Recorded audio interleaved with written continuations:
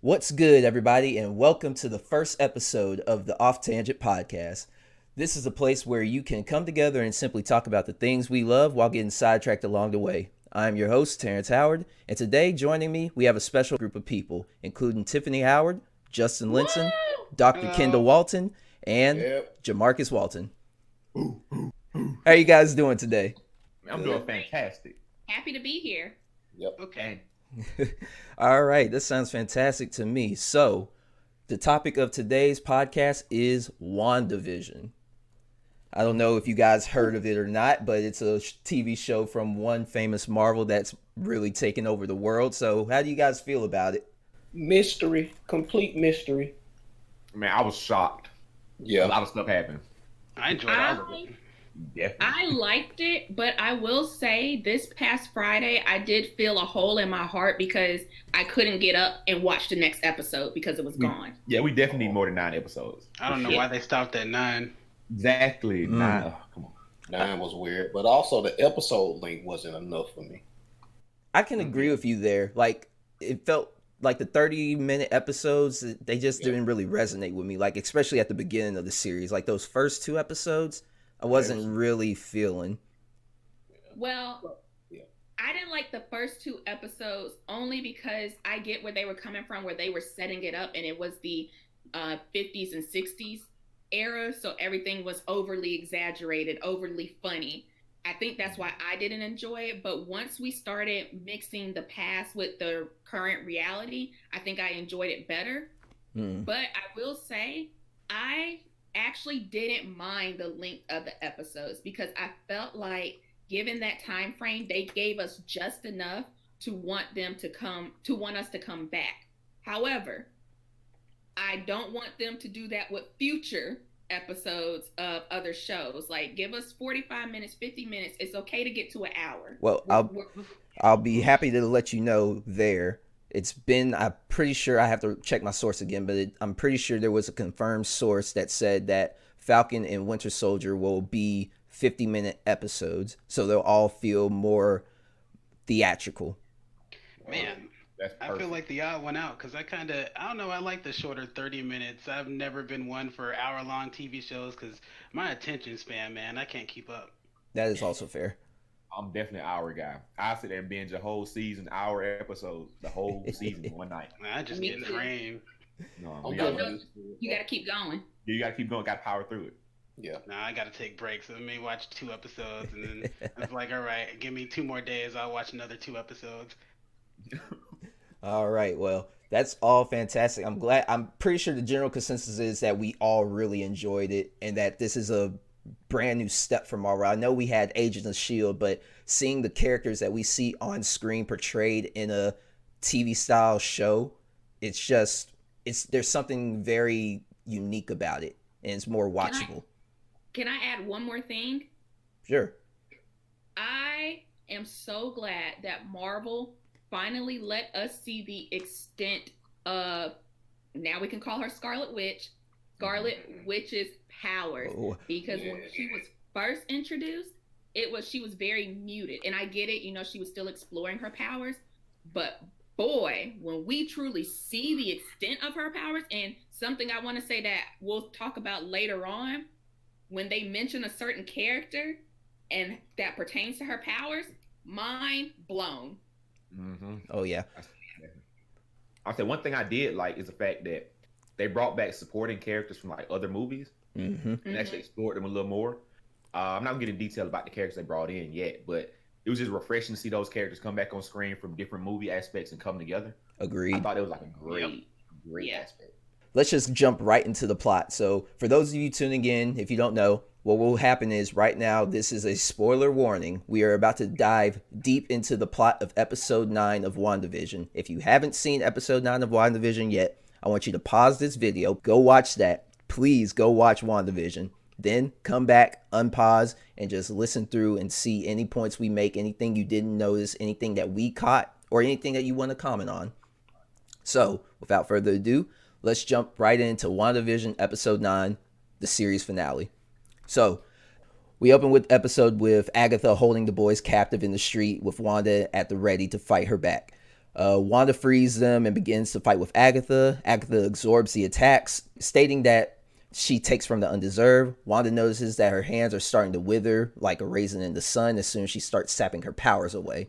So Agatha demands that Wanda surrenders her magic over to her, and Wanda hits her with a car, actually, and sends her flying into a house.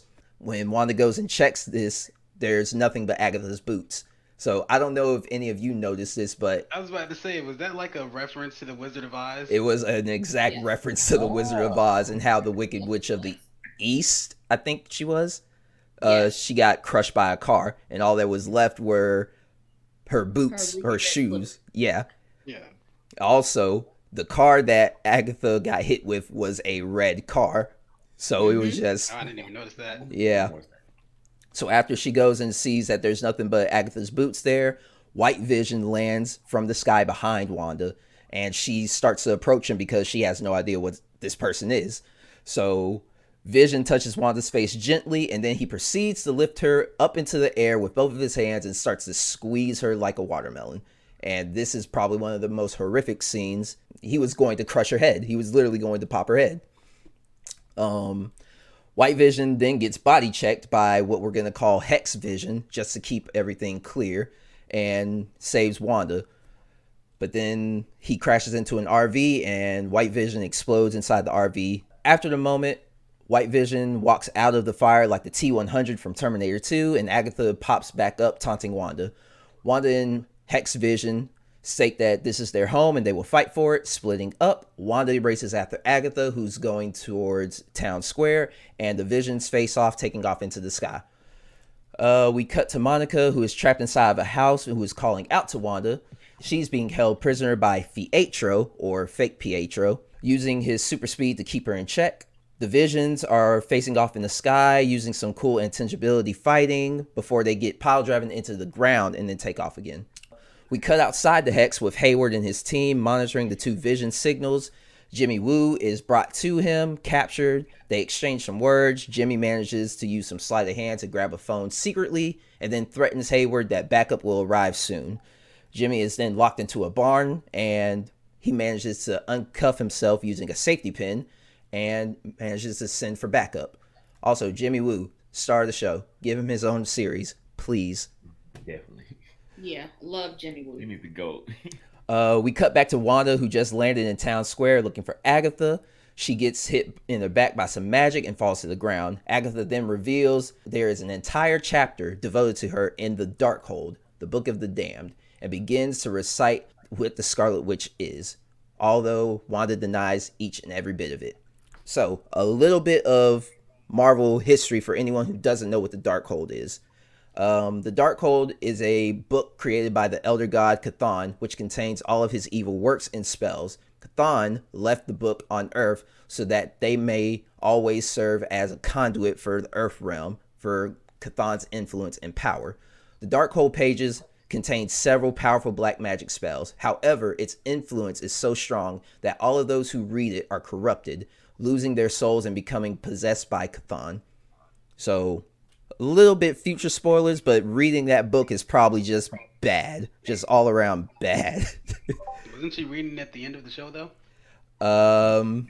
Yes, definitely. I think so, yeah. Yeah, yes. she's slowly reading. Yeah, and you can hear like the screams of her kids. We'll get to there. We will definitely get to that. Can I say that book and what I've seen a lot of people reference is if you've seen the Doctor Strange movie, that book is one of the books that's supposed to be in the library. Yeah. Mm-hmm. It hasn't been confirmed that if that book was the missing one yet, but there is a spot in the scene of Doctor Strange where there's a bunch of relics. There is an empty space where that book probably goes. It's safe to assume, but until we actually hear from Doctor Strange himself that the Darkhold went missing some time ago, we really don't have any credible, evidence that that is the exact relic that's missing. If it is, and it's mentioned in Doctor Strange 2, you heard it here first. That's all I'm saying. I say the Darkhold is actually in Agents of S.H.I.E.L.D. also. True. Yes, But it's a different design. That, the Multiverse of Badness, that's what you're talking about? Yes. Possibly. possibly a lot of this WandaVision is supposed to tie directly into the multiverse of madness, but it's very open-ended right now as what is going to be the cause of everything. And we'll get into that a little bit later because I have some theories there as well. Jumping back into the plot, Agatha tells Wanda her powers exceed that of the Sorcerer Supreme and that her destiny is to destroy the world. Agatha releases Sarah, aka Dottie, from mind control, who pleads with Wanda to set her free. Agatha then releases the entire town and they all begin to approach Wanda. Back to Monica and Pietro, Monica notices a power bill addressed to one Ralph Boner. Finding an oddly placed headshot, by the way, she discovers that Pietro is indeed Ralph Boner. Monica then performs a takedown to restrain Ralph, aka Pietro, and then uses her powers to identify the source of what is controlling him, being a necklace. Once she removes it, Ralph is free. Both the Visions are still off fighting, so they're doing their thing. We cut to the twins who receive a vision of Wanda being in trouble and they decide to rush to town square to help her.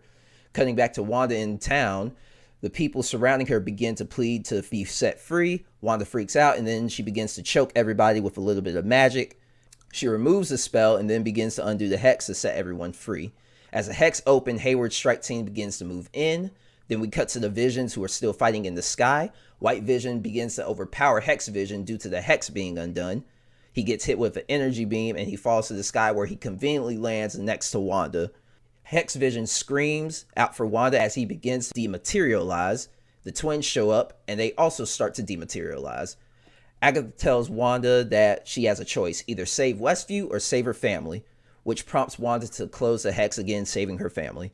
The family is reunited, but Agatha attacks again, siphoning more of Wanda's power. The family is surrounded by Agatha, White Vision, and Hayward's strike team. Wanda and Hex Vision tell the twins that they did not prepare them for this, but they were born for it. The Visions begin to fight again, drifting into a library. Hex Vision places White Vision into a headlock and begins to argue logic with him, stating that he is not the true Vision, but merely a conditional one. This stops the fighting and the two begin to discuss. Agatha equates it. Yeah, that philosophy is, wow. Agatha equates the soldiers to that of the witch hunts before she tries to drop them from the sky. Wanda catches them and then tells the boy to handle the soldiers while the two begin to fight. The boys combo their powers, freezing them in place and disarming them with super speed. Hayward pulls up with a gun and aims it at the boys. Out of literally nowhere, Monica jumps in front of them and shields them with her body. Hayward unloads an entire clip into the boys. Monica uses her powers to absorb the bullet, slowing their kinetic energy, slowing the bullets to a crawl, saving the boys. This is actually really cool. We're actually getting a very close snippet into Monica's powers. Like, she's doing it unconsciously. Like, she doesn't know how to activate her powers, but she has an idea that they are there. So it's kind of really cool to see her actually, bend light through her body and slow the bullet's kinetic energy as they pass through it. So it's really cool, in my opinion. Like, Monica Spectrum, Photon, she's going to be very, very interesting in the Marvel Cinematic Universe. I was going to ask her, were we going to talk about it later? Like, what are her powers exactly? In a general, like, just a wide spectrum, no pun intended. Monica Rambeau's powers, or Captain Marvel, as she was called way back in the day, Photon, Spectrum, she's gone by a number of names. Basically, she can manipulate, understand, and absorb anything on the energy or electromagnetic spectrum. There's a bit more there that I'm missing. So if she can understand the energy that she's being hit with and analyze it, she can then counteract it. So, for example, in I think it was episode 5 or 6, when Wanda was holding Monica up in the sky and then she dropped her to the ground. When we first saw Monica go through the hex and back into Westview. When she hit the ground, her body absorbed the kinetic energy that she would have felt if she hit the ground just outright. So as long as her body understands the type of energy that she is being hit with, she can effectively neutralize it. This is what makes Spectrum like one of the fiercest opponents to ever go up against, because she can literally, as long as she understands the thing that is around her or hitting her, she can neutralize it. That includes energy blast. That includes magic. That includes other dimensional abilities or whatnot. As long as she can analyze and understand it, it may take time, but she will be able to counteract it.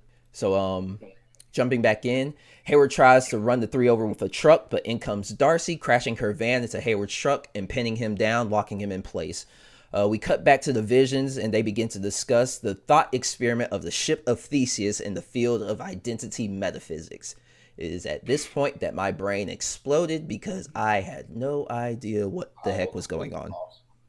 I was this close to looking up what the ship of Theseus was. I still plan to look up the thought experiment, but I just did anybody like understand this at all? No. Something about if you replace the wood, it eventually isn't the ship of Theseus anymore. Wow. It's sort of like the old saying that there's a tree in the forest and it falls down. If it falls down, does it make a sound if no one's out there? It's the same thing. Oh boy, that's a whole other conversation for another day, I guess. By doing this allows White Vision to deduce that they are indeed both the true Vision. Hex Vision restores White Vision's memories as they were being suppressed. White Vision's eyes normalize, and he goes up and away.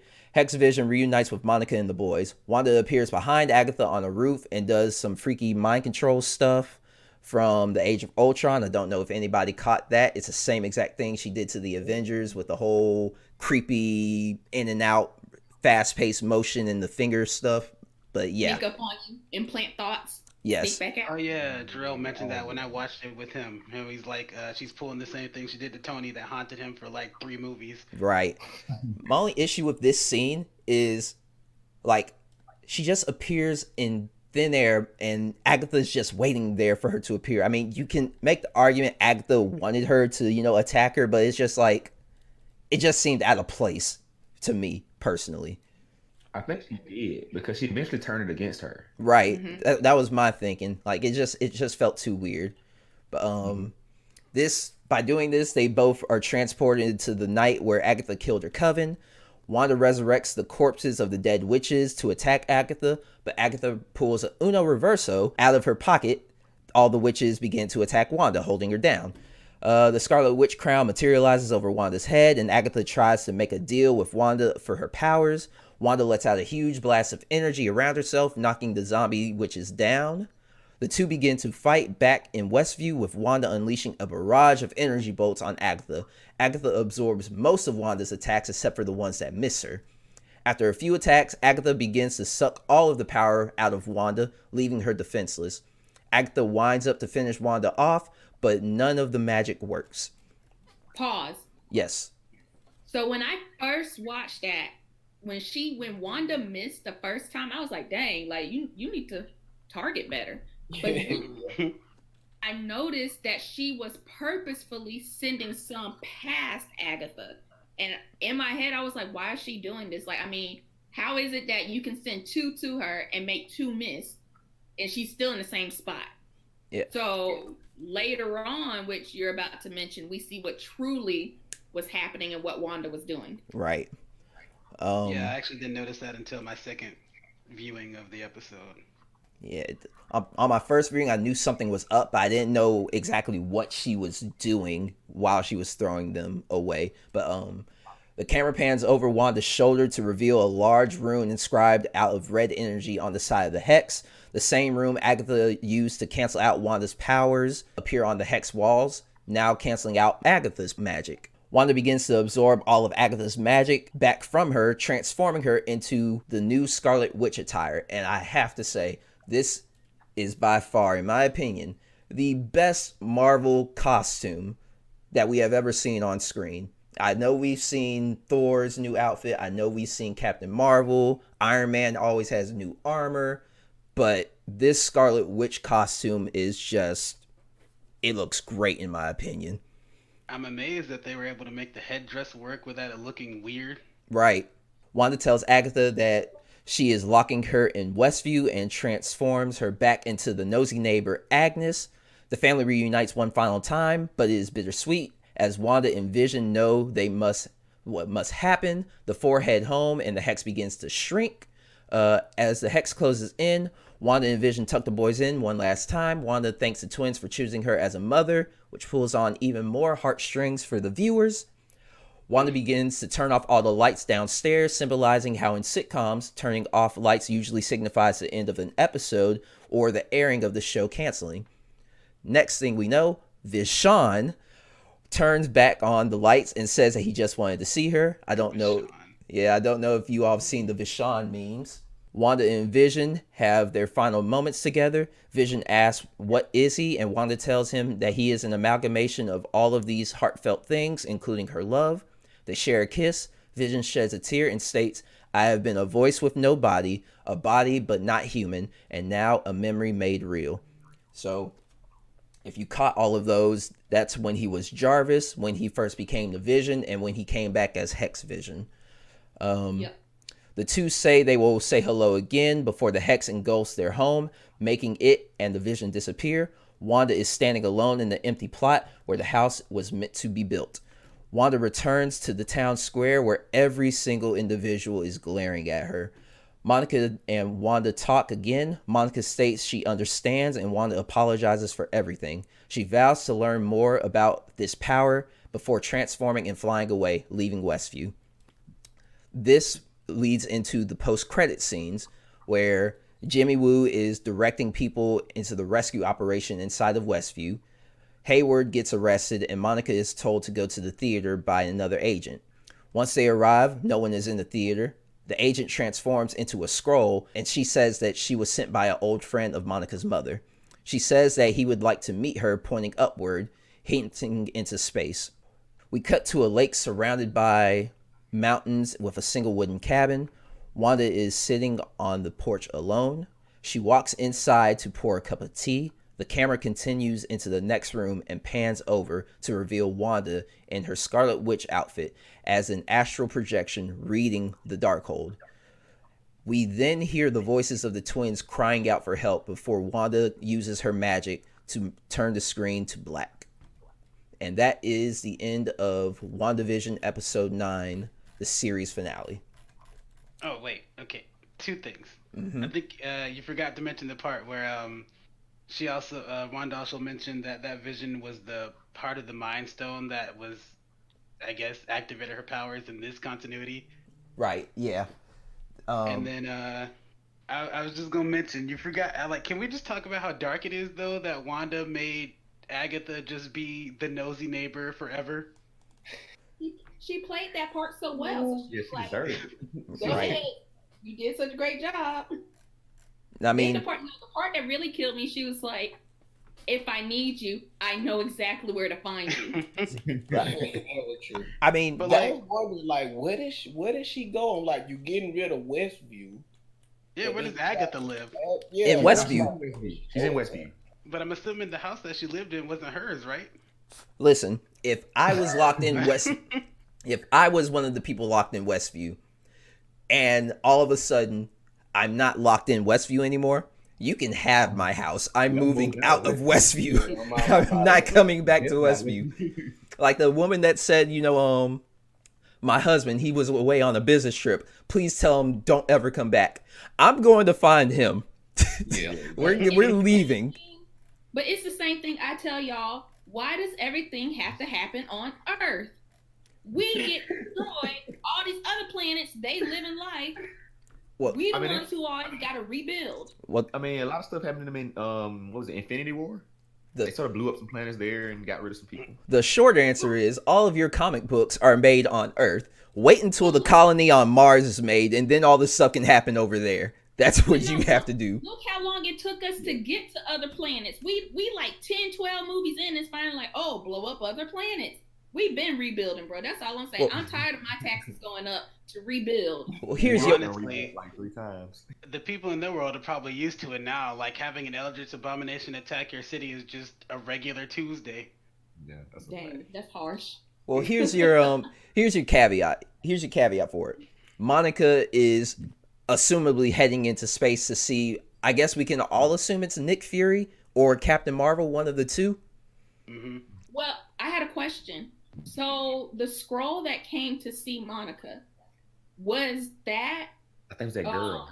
his daughter. Yeah, was it the daughter from Captain Marvel? I don't think so. Only because Monica and the daughter met, and they were like friends for that brief period of time. I would think that Monica would at least be able to recognize her somewhat, even if she grew up a bit.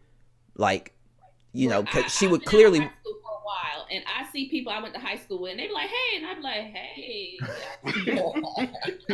Different people, so, different strokes. 20 years later, I'm not quite so certain that we can say that wasn't her. But I mean, would you forget an alien that you met when you were a child, though? Also true. Like, you see how she didn't freak out that it was a Skrull. Like, you would remember the few Skrulls that you did encounter. Like, it was only Talos and his daughter and the other... his wife and the other one that was with him. She only met 4 Skrulls before, 2 of them being women, and Talos's wife is with him.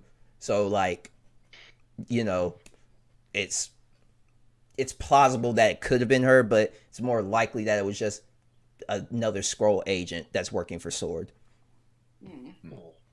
But I want to ask you guys, so after watching this show in its entirety, what do you think is like the next step for Marvel and dealing with Scarlet Witch, dealing with White Vision, who's just out there, and how this all interacts with the MCU?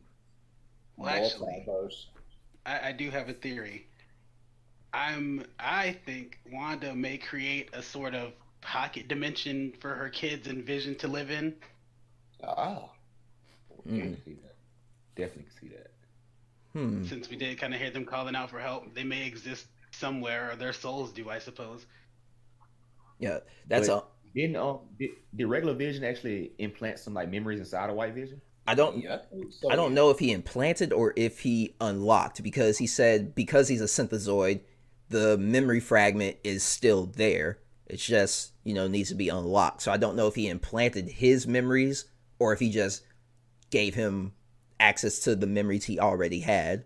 So it's when he technically be unlocking the memories, because White Vision is original Vision's body just recreated and empowered with Wanda's magic.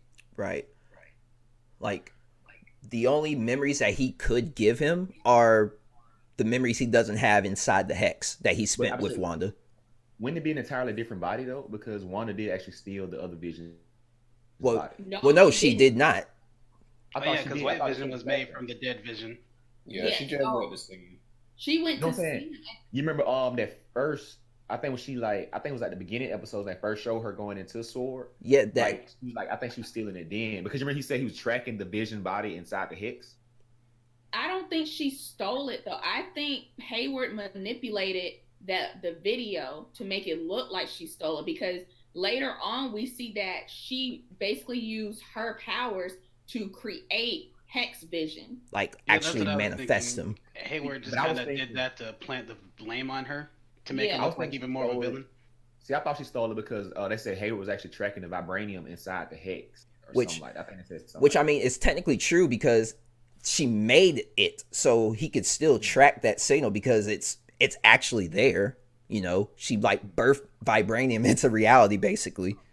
So it makes sense that he would be able to track it because it's really there technically. But then I guess I'm confused because then Hayward himself was surprised when Hex Vision walked out the Hex and saw that he started dematerializing. I mean, wouldn't you if you saw the thing that you have locked up in your facilities in front of you?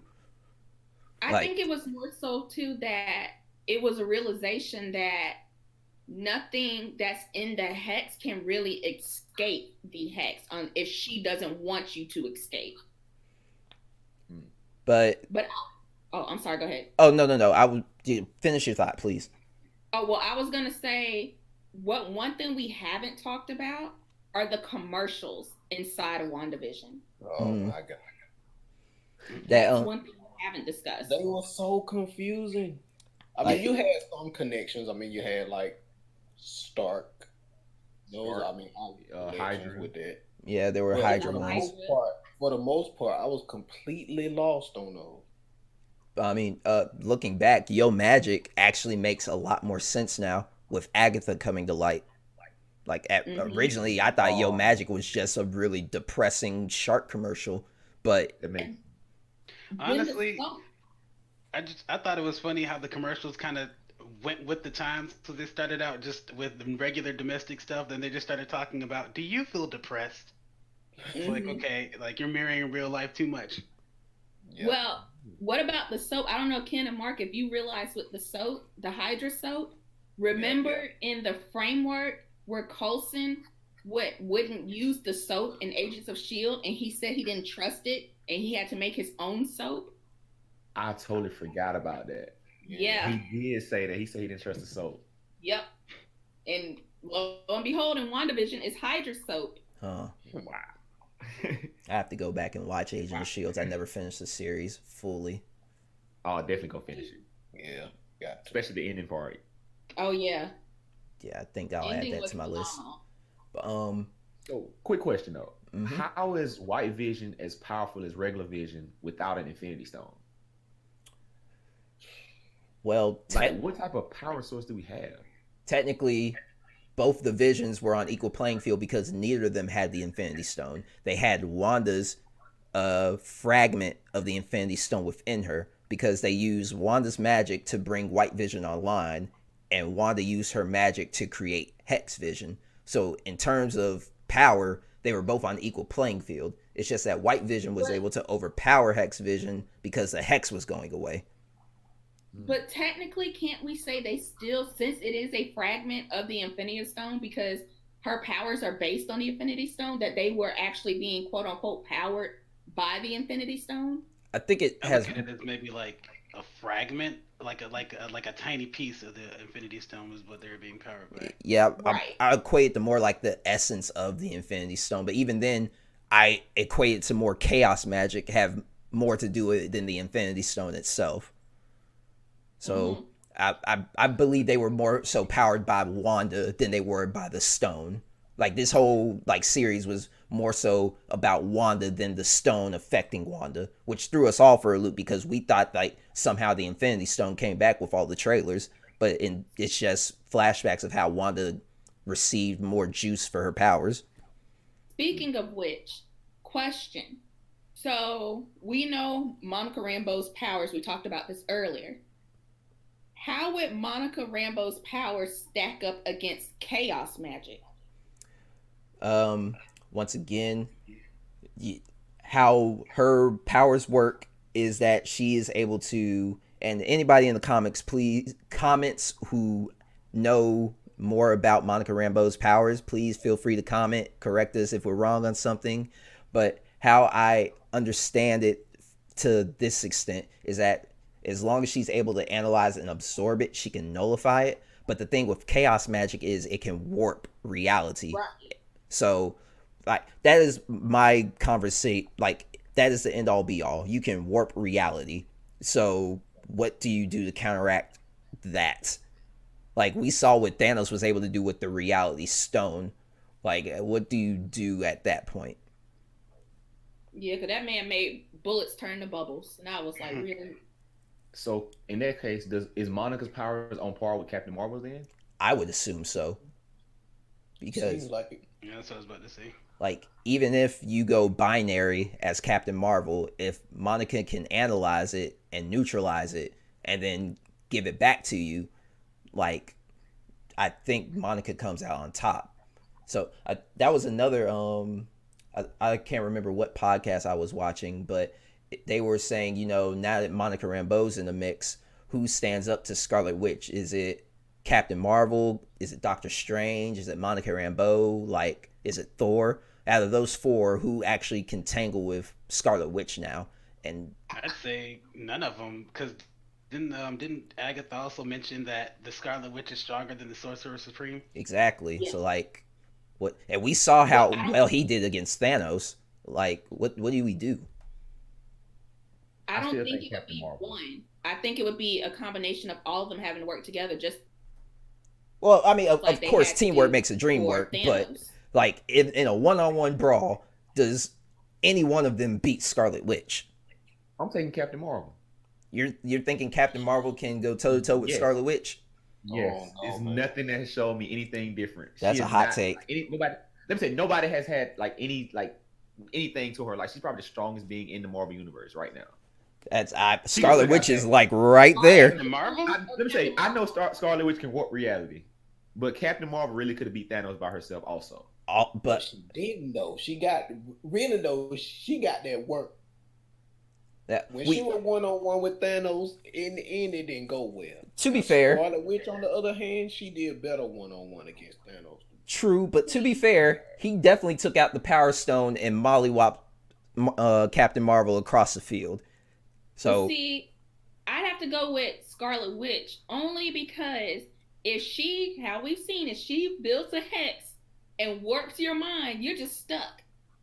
And I don't know if Captain Marvel could defeat that if she had never been outside the hex. Like with Monica Rambeau, she was outside the hex. She knew who she was. She went inside the hex, and she finally started hearing things and being able to be like, okay, I'm snapping out of it. But we find out it was only because on the outside world they had tapped into the radio, and that kind of snapped her out of reality. But if Scarlet Witch puts you in a cell and there's nothing in there, there's no daylight, no nothing, and you just sitting in there with nothing to do, I'm taking her all day. Yeah. I think I might have to take that back. I might take Scarlet Witch because she has the power to actually give somebody else powers to stand toe to toe with Captain Marvel. It's definitely probably Scarlet Witch. Yeah. Yeah. But jumping a little bit forward, just keeping the show going. What do you guys think about tie-ins? Like, how does this show tie into Multiverse of Madness now, or where does White Vision come in again? Like, what do you think is the future for the MCU with this show? Well, looks like Photon probably definitely play a huge role in the next Captain Marvel movie for sure. Yeah. And I think she'll be in Secret Invasion also. Oh, I didn't think about that. Yeah, because I've been hearing rumors that say with Secret Invasion they're gonna actually bring what's her name, Daisy Johnson from Agents of Shield. Oh, okay. They're talking about bringing her and Coulson back for Secret Invasion. Okay. Which is gonna be weird because Coulson died like 10 times, and he's actually an android now. I'm gonna be honest with y'all. I don't know where this is gonna go because Marvel just does a freaking good job of executing everything they do. And I'm sure we will see White Vision again. I'm sure we'll see Agatha again.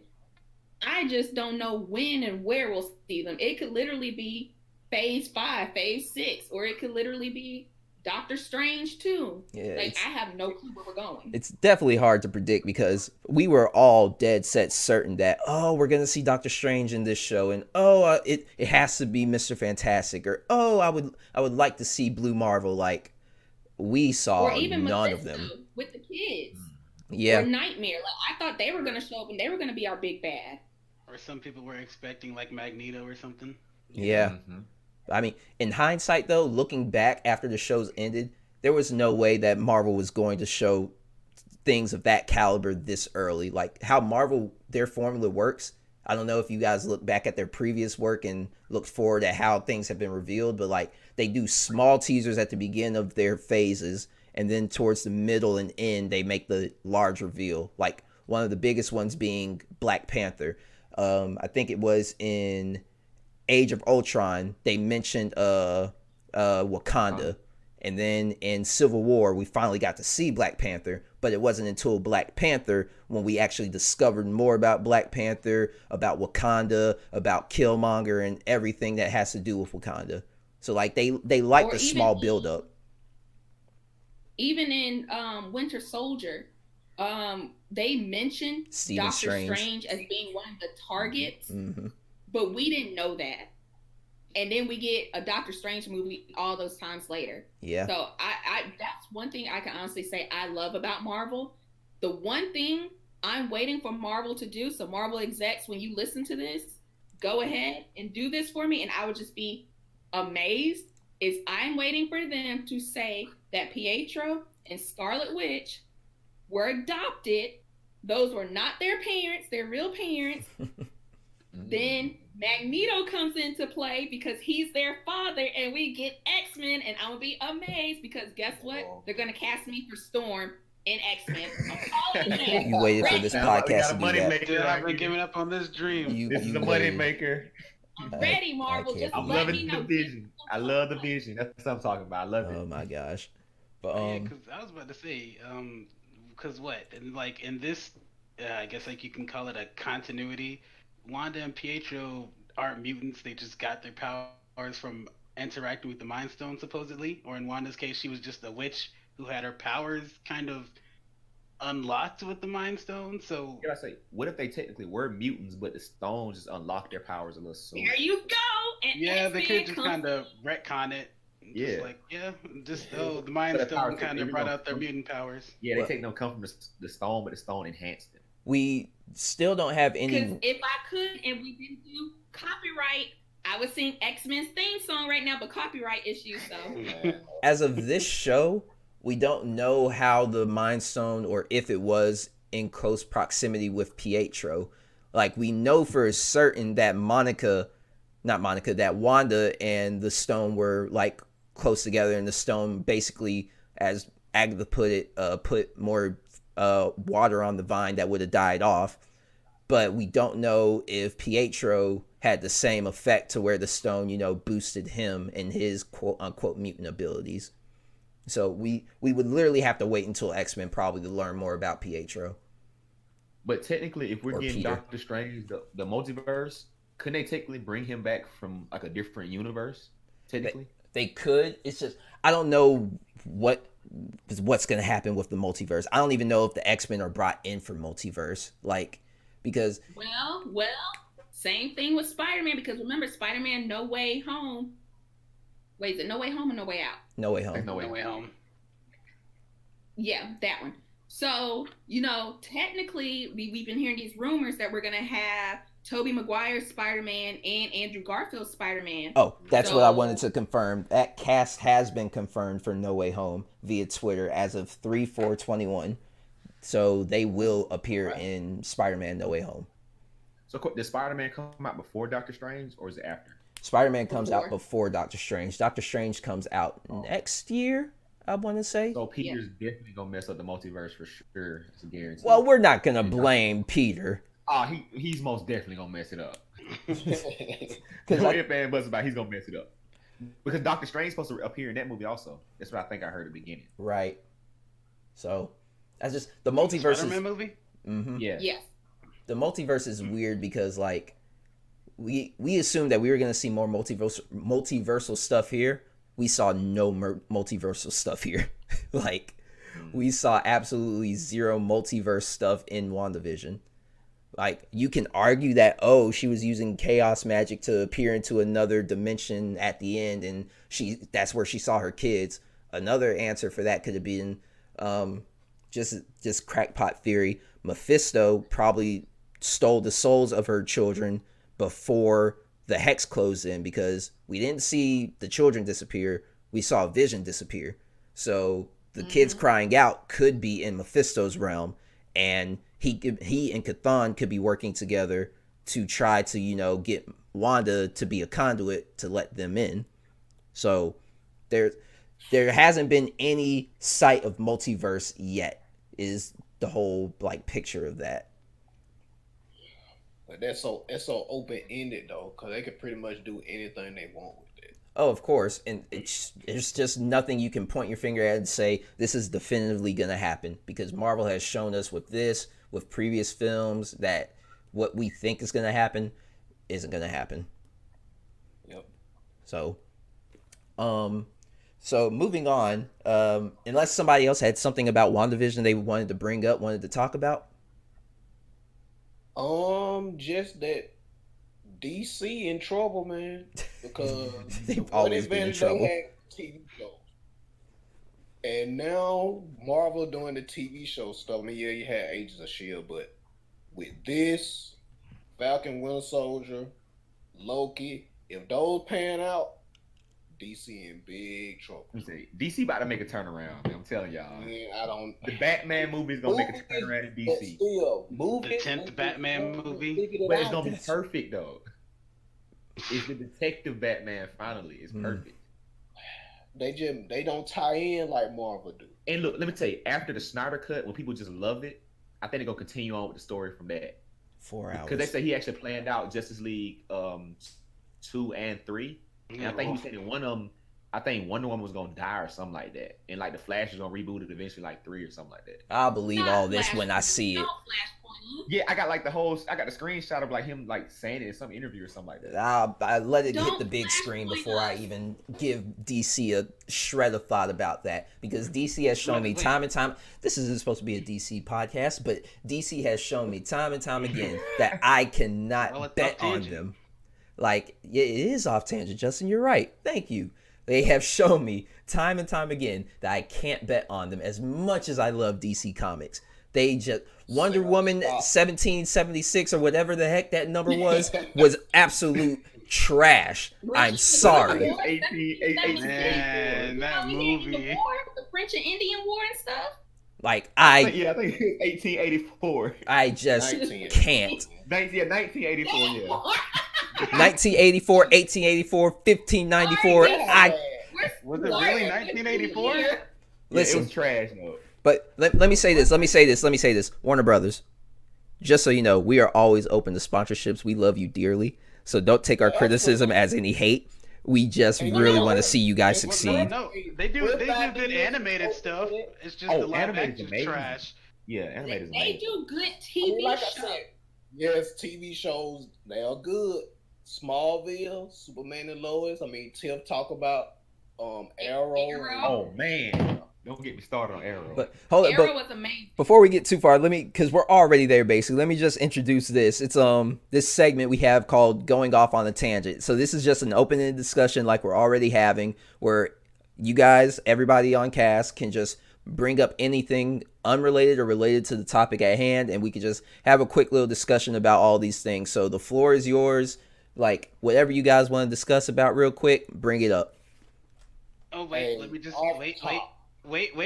Before you go there, I just want to bring up my overall I enjoyed WandaVision because it was different, and I really enjoyed all the TV references to I Love Lucy, Malcolm in the Middle, The Office.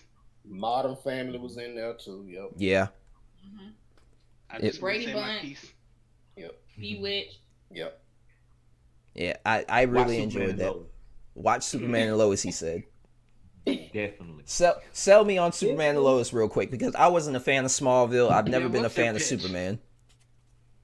Oh my gosh, where do you start? All right, first off, it's making Superman more human now. Like, it's more relatable. He's actually got kids. One of his kids has powers, the other one doesn't. But the other one's actually, I think, the star quarterback in high school. They move him all to Smallville. You got all the characters like, I think it's is it an alternate Lex Luthor? I think they're bringing in. Yeah. That black guy. Yeah, I think he's an alternate black? Lex Luthor. Yeah, from like, he's from the universe where Superman had the black suit or something like that, went off killing everybody or something. It's crazy. But he's in there. Of course, you got all the Smallville people. What's her name? Lana Lang. Yep. But yeah, trust me, just go watch it. It's like the best CW show. They actually got great like visual effects. It's probably like the most one they put the most money into. It's not because they're starting to cancel everything else. Yeah, exactly. Speaking of that, Black Lightning's getting canceled, but we're not gonna talk about that. They didn't cancel Supergirl. Well, Supergirl's getting canceled too, but still. Flash is about to end. Yeah, Batwoman should end soon. Yep. Batwoman, I'm not even gonna start on that. I think Ruby's coming back though. Ruby's coming back. Trust me, she's coming back. I never did one. She did an interview. She said that if they asked her back, she would be open to it. However, she feels like the direction they're going is great, which is code for please don't ask me back because I really don't want to come back. Man, they say she was terrible to work with too though, but still, she's got to come back. I'm sorry. Listen, Batwoman was amazing. And she left us high and dry. And no offense to the writers, because I get you have to pick up and you have to be like, okay, we got to turn this show around. But I'm still waiting for them to turn. Just recast her. They could have just recast her. But guess what? They ain't had no problem recasting Jennifer on Black Lightning. Oh, y'all didn't know that? Oh, Tiff knew. Mark, we'll talk later, Mark, because I was like, who is this? We'll talk later. Another thing, how do y'all feel about? And I can't believe I'm bringing this up. Mortal Kombat is supposed to be coming out soon. Man, I got excited. At first, I was like, but now I'm super excited. Man, let's go. It actually looks amazing. I'm not gonna lie. It looks good, Terrence. And Sub-Zero is about to go crazy. Listen. Yeah, Justin? I won't believe it until I see it because movies based on video games never pan out well. That is my thing. They're not great. They don't have a great catalog. They look like they put effort into this one. You gotta take it for what So it is. did Batman. Nope. I was about to go back to DC. Nope. You just gotta take it for what it is, though. See, Listen. it's 2021. I'm tired of taking stuff for what it is. I need the movie to be good for me to buy it. But it's Mortal Kombat. No, you don't, bro. No, you don't. You had to go see Power Rangers, and that was garbage. No, you don't. You like the original Mortal Kombat. Don't bring on Chris. For its time, it was good. It wasn't great. It wasn't. It was decent. It wasn't even that. The second one was trash. The second one was terrible. Bro, in 1998, y'all know visual effects were not that great in 98. Don't do that. Let's not be like, oh, we're putting 2021 standards in 1998. Let's not do that. I mean, Because there's movies that came out in right the now, 90s. y'all be like, Because a lot of TV shows back in the 90s I rewatched, and I'm just like, I don't know why I was watching that when I was younger. But See what I'm saying? We didn't know any better. I mean, I don't want to just come out and say it, but I'm going to say it. Static Shock wasn't all that great to me when I rewatched it. Why would you do that? Why would you say that? I'm just being Why would 100. you say that? I'm on like season 2 right now, and I'm like, I know you were not attacking Static Shock. So 1998. I mean, he was pretty weak. I'm just throwing this out there. In 1998, Godzilla also released terrible movie, better effects than Mortal Kombat. That's my hot take. Bro, I'm just saying it didn't have to look like crap. The original Game Boy. When we had the original Game Boy, we were fine and dandy with no color. Game Boy Color comes down, we're like, ooh, I don't know how I was ever playing this without color. That makes sense. The Game Boy Color doesn't even have that much color when you look back on it nowadays. Oh my god. You know what I'm saying? Now you're taking 2021. But back to the it had 90s. enough That that when I use that flamethrower, I'm good. Oh my gosh. I'm just saying. Or when I'm sitting here surfing on Cinnabar Island trying to get missing though to get my infinite rare Man, cannons, with I that see the water. Yeah, I see the water. I see it in color. This sounds like another podcast topic for another day. I'd just like to say thank you all for coming out. Tiff, Mark, Justin, Ken, I appreciate the four of you highly for wanting to be on this first episode of the Off Tangent podcast. We hope to come back soon with a new episode.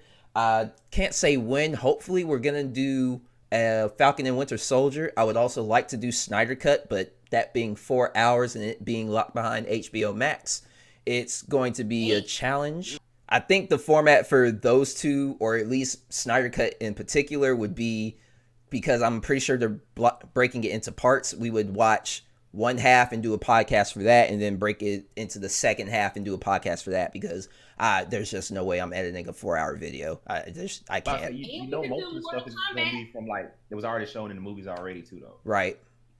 And so a lot of it's going to be for Mortal Kombat, that can all go into one podcast. I can fit all of that in. It's just Snyder Cut being 4 hours and me not knowing whether or not this is going to be great. I would rather break that into 2, possibly 3 podcasts. Wait, we're really gonna watch Mortal Kombat? Yes, Justin, we're really gonna watch Mortal Kombat. I'm willing to give it a chance. I gave everything else a chance, so it would be wrong of me to not give Mortal Kombat a chance. If it's great, I'll eat my words. If it's terrible, I want to hear an apology from certain people in our message thread. I'll be cautiously optimistic, but if it's trash, I'm gonna let you know. I'll let y'all know if it was trash. But Justin, when it comes in the thread, all of y'all gonna see is gonna be But that has been us from the Off Tangent podcast. Thank you so much for tuning in. We'll see you next time. Everybody, have a great day.